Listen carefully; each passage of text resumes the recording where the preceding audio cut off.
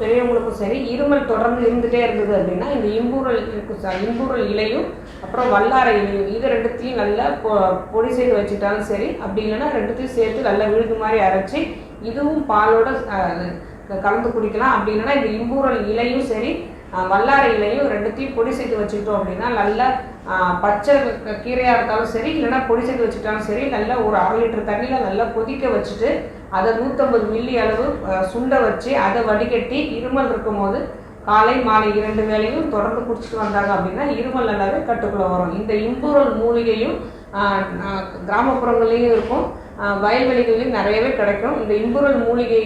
மூலிகையாக இல்லாமல் கீரையாக நம்ம சாப்பிடணும் அப்படின்னு நினச்சோம் அப்படின்னா கலவை கீரை கூட்டுக்கு நம்ம செய்யும் போது இம்பூரலில் உள்ள ஒரு 10 கீரைனாலும் எடுத்து கூட்டு சாப்பிட்டுட்டே வந்தோம் அப்படின்னா உடம்புல ரத்தம் நீர்த்து போகாமல் இருக்கிறதுக்கு ரத்தம் கரெக்டான டென்சிட்டி